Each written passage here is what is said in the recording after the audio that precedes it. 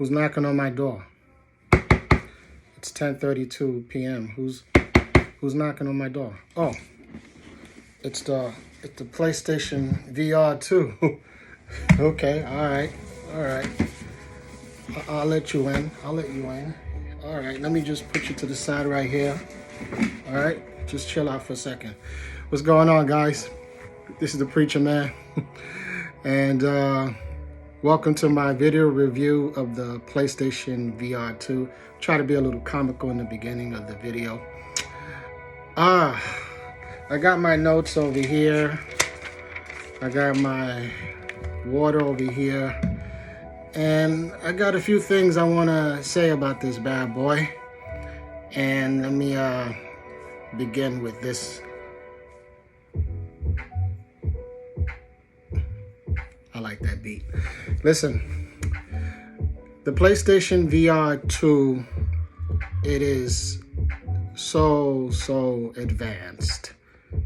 What I mean by that is that the very first PlayStation VR1 had some issues with it, particularly the wiring, the setup. A lot of people are not fans of that process, connecting all those wires. Me, speaking for myself, I didn't really had an issue with that because I knew exactly what I was getting myself into at that time. This was, wow, when did that system come out? Back in, what, 2015, over 5 years ago? Shout out to my man Storm for bringing over his PlayStation VR1 so that I can sink my teeth into Resident Evil 7 and Batman VR. I greatly appreciate you, brother. Thank you for that. So here we are, 2023, and this bad boy right here, I have it looking at me right now, the PlayStation VR2. As you can see, this baby only has one wire. Hanging from it are the earbuds that come with it, that came with it. And the process, the setup is so simple. All you have to do is set up this one wire right into the USB-C port right in front of your PlayStation 5. That's it. There is no separate box. There is none of that. All you have to do is hook it up. See, for those of you who are not familiar, this is a USB-C cable. Hook it up there, and then after you do that, immediately on the screen, your PlayStation 5 will detect your PlayStation VR2 headset. And then all you have to do is just follow the instructions. It's going to tell you to set up your grid, which is this barrier around you so that you don't end up bumping into your children or your dog or your furniture. So that's pretty cool. It's very similar to the Oculus Quest 2 setup. You know, when you take the controller itself and then you just go around yourself. And then after that, you're basically set. That's it. That's the process. That's it. Nothing else. And putting on the headset, right, is very similar to the first PlayStation VR 1. You just extend it like this, right? And then you put this part here in the bottom. And then with this button here, you're able to extend it and bring it closer to you. You see that? And then once you find that sweet spot, right? The sweet spot is the middle where everything looks the clearest to you. Once you find that sweet spot by moving it around like that, by adjusting it, then over here there's a dial. You hear that? Hear the clicking? That will keep your headset from moving all around the place. And that's it. And then when you're finished, all you have to do is press this button. And what's cool about pressing this button is that you can look under your headset. So if you're getting a text or whatever, you can just, pick up your cell phone and be like, all right, my man is trying to get in contact with me. I'll get to him later because I'm too busy playing Gran Turismo 7. So you could do something like that. And then after that, you just easily do that. And that's it. You know what I'm saying? All right, let me go over my notes. I just dropped my notes. All right, the controls and the charging station. Here is the charging station, the official one by Sony. It's okay. What I don't like about it is the fact that when you try to place this on it, you have to like mess with it because, let me show you.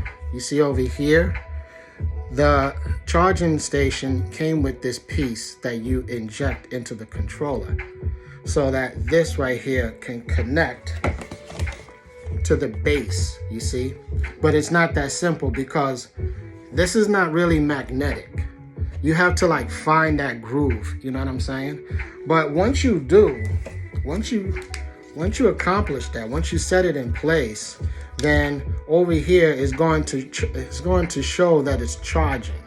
You know, it's going to show like that little blinking light, very, very similar to the PlayStation 5 controller, you know? So, another thing about the controller too is that it can be a little difficult trying to put it on. Not put it on because it's so simple. All you have to do is this, right? And it comes with this this band, whatever you want to call it. But see, here's the thing: when you're playing, right, and let's just say you want to adjust your headset, or you just want to do something else with your hands. If you want to just put the game on pause, you know, for you to be doing all this, right, and then while you have that headset on your head, you can't really see what you're doing. That's why I'm so glad that here on the headset on the bottom, there is a pass-through button. Pass-through means that you're able to see your surroundings through the cameras. And here's the little cameras right here, which is cool. You definitely need to do that. But here's a tip. Instead of removing the controller from your hands, you know, so that you can do whatever you want to do, this is what I do. I just do this, right? And then I just go like that. That way I can just do whatever I gotta do and you see it's still there. And then when I'm ready to continue playing, I just put it back in my hands. You see that? So that's something that I discovered as I was playing, because before I discovered that, it was very difficult for me to, you know, to put it on properly. You guys know what I'm trying to say. I'm trying to spit that out. All right, what else? All right, let's get to the games. The games. Listen. Tetris Effect. I had it originally for my PlayStation VR1. It looked blurry, and ever since I bought it many years ago, I didn't touch it. Until recently, when Sony, not Sony, but the company who made that game, Tetris Effect, decided to come up with an upgrade. The upgrade is $10, but it's definitely worth it because the clarity, that version for the PlayStation VR2 looks far more sharper. My wife, Damika, who is not a gamer at all, however, she loves Galaga. She loves the old school games like Pac-Man. You know, she'll get down with that. And Tetris, for those of you who don't know this, and I don't expect you to know this, back in 1996, that long ago, well, at that time, she was regularly smoking. So I decided to go to the Nintendo store. I think was there a Nintendo store at the time? Anyway, I think I went to a GameStop or one of these video game stores, and I picked up a Game Boy, the original old school white Game Boy, the one with the green screen.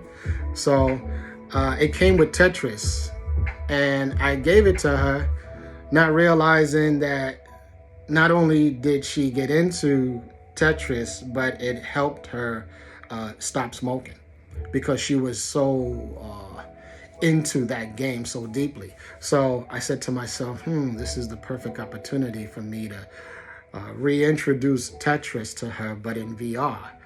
And when I put that headset on her head, she didn't like that feeling. You know, she was quick to tell me I don't like anything in front of my face. So when I put it on her and she just kicked back and she was just playing, it was like riding a bike. It's like me seeing someone who didn't ride a bike in a very long time get on that bike and just go with it. And that's what she did. And she was amazed at the graphics, you know, the way, every time you complete a line in Tetris, in VR, in Tetris Effect, the animations just jump at you, you know, like whales or whatever. And in that particular level that she was playing was called the Deep, which starts you off at the bottom of the ocean. And, the object is to complete, keep completing lines so that you will continue to elevate towards the surface. And she loved every second of it. The music was soothing and everything. And she loved it. She said, wow. It's funny. That same day, I got her to play Tetris on my Switch, because on the Switch right now, currently, if you have a subscription, you can play those old school games, including Tetris. And I downloaded it for her, and when she was playing it, she said, oh, this is nice, this is cool, but I prefer the other Tetris Effect. So let me move on, guys, because I could go on and on with that. And this other game called Puzzling Places, right? This is a very unpopular game for the PlayStation VR2, but this is something that I strongly recommend for those of you who are gamers, right? And you are living with your spouse who is not a gamer. This is such a great way for you and that person to hook up and have a good time, because Damika's really into puzzles. She would sit by the kitchen table with her iPhone and just play through those puzzle games. Where's my water? I can't find my water. Anyway, let the show continue. So anyway, lost my chain of thought. So yeah, she usually would sit every day, play with her puzzles on her phone. And when I discovered this game by browsing through my my PlayStation store, I saw that this game was available and it was a free trial. So I said, let me download. Can't speak right. Let me download this game and then see how it is, based upon how I'm experiencing, how I'm taking it in. And I was like, oh, this is awesome. This is a great way for me to bring Damika into this experience. So I said, baby, come over here. Sit down with me. I want you to check out this game. I said, you don't have to do anything. You don't have to put the headset on. Just sit here and look at the screen, because I'm going to put these pieces together and I'm going to need your help, And that was such a cool experience, Here I was kicking back with my controller, and in this game you can choose up to from 25 pieces to 200 pieces. We both thought at first 200 is just too much, so we started with 25 pieces, and the pieces were in front of me in VR, and there was a picture that we had. The picture was there that we had to put the pieces together. So I would just grab the pieces with my controllers, and then I can rotate them, and it's real cool. And Damika was like, no, I think this piece goes with this piece. And, I was like, wow, that's pretty cool. Hey, Isaiah. That's my son, Isaiah, just coming in. I'm just making a YouTube video. I'll catch up with you later. All right, love you too. So, yeah, I was just, like I was saying, it was such a great experience. Puzzling Places. After I completed that puzzle with my wife, I told her, baby, we need to get this game. And you know what? that's a good way to convince your significant other to be on board with you when it comes to purchasing some games. You know what I'm saying? So I was saying to myself, this is the perfect opportunity. I said, baby, look, it's $19.99. And hey, we just finished the free trial.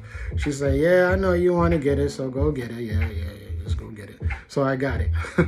And let me move on, guys, because I could spend several minutes per game, and I want to just move it right along. All right, Kayak VR. That game is Kayak VR. First of all, I never experienced being in a kayak. I have seen it on TV, and I heard about it through the PC VR community.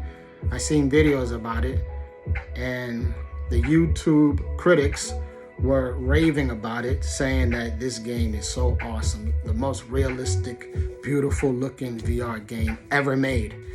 So I was like, excuse me, I was intrigued. Oh, there's my water. I said, you know what? I gotta definitely check this out. So after watching some videos, I said, you know what? Let me look into this more. And because of those videos on YouTube, I decided to just go right in. And I believe I spent, I think, $20 on it, or 25, something like that. And the game starts you off in a Olympic pool area. And that right there, that particular area, I just simply didn't want to leave from it. It was so realistic. The water physics, very realistic. And it shows you the basics. You know, you gotta go like this to go left, go right, and then you gotta go like this to like paddle. And then if you wanna turn, do a sharp turn, you gotta hold down your pole like this to the side, and then it will go this way or that way depending on your positioning of your hands. And I said, wow, this is pretty hot. And then when I decided to just pass the tutorial, after I did that, I checked out a couple levels. I believe there's about 4 levels. Australia, I forgot the other locations, but it's beautiful. The game is fantastic. You know, you could look to the side, each side, and then you see how clear the water looks. This is one of the best looking graphics that I have ever seen. What really got me was the storm level. There was I forgot which area it was, but it was at nighttime, and it was a thunderstorm, and that's hot. I mean, I for a very long time always enjoyed playing games that had rain in it. You know, it could be anything. I remember back in the days playing Fatal Fury on the Neo Geo. That long ago, back in the early 90s. And there was a level where, you know, you can play as Terry Bogard or Andy Bogard. And I forgot the Tung Fu Ru, that short little master, when he turns big or whatever, his level consisted of rain dropping. So what I'm trying to say is that I love rain in video games. And I was just like, wow, this game looks beautiful. There's a free roam in the game, which is cool. You could just, you know, go with your kayak and go to different areas. But the part that caused me to get up, literally, because all this time I've been playing while sitting down, I decided to just stand up and get into a race. You can race against other people online, you know. You will race against their ghosts, you know. You know what a ghost is. So you will race against how they play. So I said, you know what? I need to stand up for this. And when I was racing against these other people, I said, man, this is such a great way to lose some weight. You know, let me tell you, VR has a lot of games that, you know, if you don't like exercising and you like video games, get yourself a PSVR2 or an Oculus Quest 2, because there's some games that, you know, they can help you lose weight, and Kayak VR is one of them. So let me move on. Resident Evil 8, out of all of the games that I've been playing, Resident Evil Village is the one that I've been playing the most. Spoiler alert, spoiler alert. The very beginning of the game, when Ethan is with his wife in their house, when I started to walk around their living room, I seriously didn't want to move away from that area. It looked so realistic. I mean, I was walking up to her and she was cooking, and I was like, yo. And I knew that as I move forward in the beginning of the game, that Chris Redfield is going to come around and then murder her, and I still don't know why, but I knew that part was coming. But I just wanted to just stay within that area and just admire the graphics, because that is one of the most realistic games that I have ever seen in VR. And right after that, after Chris Redfield puts several bullets into that woman, I don't know why, and then he took the child Rose. The whole game is about Ethan looking for Rose, and the beginning of that scene when Ethan was left in that snowy field at night, it is terrifying, because many of you who played the game know that you have to walk through this dark forest. And let me tell you something. In VR, Resident Evil Village VR, it's pitch dark out there. The lenses that come with this VR headset are 4K OLED lenses. That means that when you look at black areas, they look black. Unlike the Quest 2, if that same game was on the Quest 2, it wouldn't look that dark. It would look kind of grayish, you know what I'm saying? So I was like, yo, this is scary. And what's so awesome about it is that you can put your gun on your side. You have to reach on your side for your gun. If you want to pull out your shotgun is behind you. You got to reach behind to grab the shotgun. If you want to grab the flashlight, I had to pull my trench or my jacket, whatever, and my flashlight was there, and I had to grab it, and it was so awesome. You could just move it around with your controller, you know, like a real flashlight, and it's so interactive, so interactive. And then after I passed that part and I made it to the village, and then ultimately I made it to the castle, that's how far I am right now. The game is fantastic. The game is, I could go on and on with that game. The next one, all right, 23 minutes so far in the video. Let me try to wrap this up. Horizon, Call of the Mountain. I'm just gonna spend a few minutes with this one. Many of you have already seen the beginning when, you know, the two characters and the main character are on that boat, and all those robots, animal robots, are just walking around. The thing that got me in that scene was that tall monster, the one with the tall neck. When I looked up and that thing was coming towards us, the lady on the boat was saying, oh, it's coming towards us. When you actually experience that for the first time, let me let me explain to you my experience. As soon as that thing was walking past us, I started to get chills, and then I immediately said out loud, welcome to Jurassic Park. I was like, yes. Resident Evil Village got me, but Horizon, Call of the Mountain, that experience really got me. And then as I progress in the game, you meet the main character from the series, Aloy. I think that's her name. And there's a lot of climbing in this game, and I have heard critics criticize it, saying it's 80% climbing, 20% gameplay. I love the climbing. I love it. It's so realistic. And I haven't made it that far in the game, but I managed to get a bow, and the bow action is awesome. You just grab the bow like this, and then you grab the arrow like this. And if there is flames nearby, like a little fireplace, you could put the arrow to the fire and then go like this and be like Legolas. Awesome. And fighting is pretty awesome, because it's like in an arena.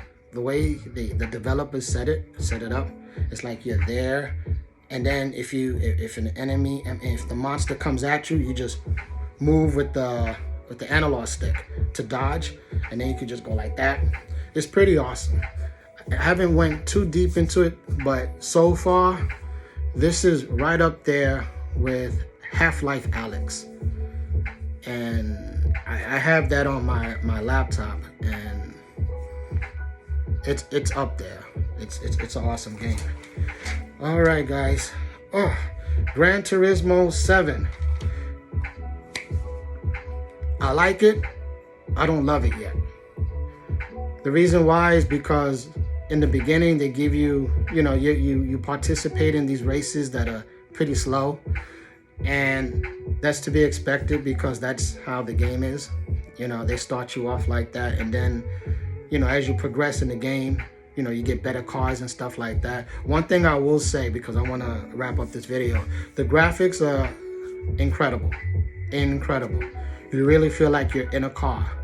I'm this close to purchasing a steering wheel, but the steering wheel that I'm looking at doesn't have the force feedback like the PlayStation Sense controller. It's not like that. With the regular PS5 standard controller, every time you turn or you bump into something, you really feel the road, and it's a very good game. It's just something that I know I will love, as I continue to progress in the game.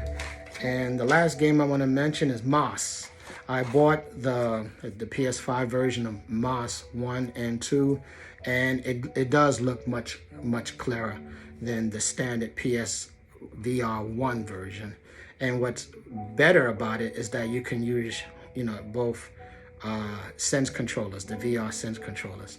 So those of you who already played Moss, you really don't need to get it. Me, who purchased this game on the PS1 many years ago, who just left it there collecting digital dust in my backlog, I said to myself, you know what? If I'm going to really sink my teeth into this game, I want to play the best version of it. So that's why I decided to purchase it again. All right, guys, 2 more things. If you could use the PSVR2 headset, you can play, what I'm trying to say is you can play your regular PS5 games through your PlayStation VR2 headset. You could expand the screen. It could look like almost like 200 inches big, and you can watch your regular movies there. You can jump on your Disney Plus, your Netflix, your Amazon Prime, your HBO Max, and then you can just go to town with that headset on. If you just want to escape from the world, you just put that headset on, choose your favorite movie app, put those earbuds on, and then you are in pure escapism. And of course, the last thing I want to say is that you can definitely play the game with glasses on. All right, guys, that's my video review. I hope that you found it informative. It's awesome. It's awesome. If you have a PS5, go get it. It's not overpriced. Let me repeat that. It's not overpriced. There's a lot of critics who came out and said, "Oh, it costs it costs more than the PS5." Yes, it does. But guess what?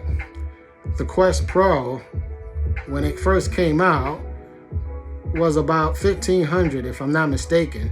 And then a couple of months later, after the people bought it at that price, they decided to lower it to $1,100. You know, if you are one of those who bought it at launch, and then later on you found out that that headset went down in price dramatically, I know you're going to be a little salty about that. So what I'm saying is that this headset has features that the Quest Pro don't have.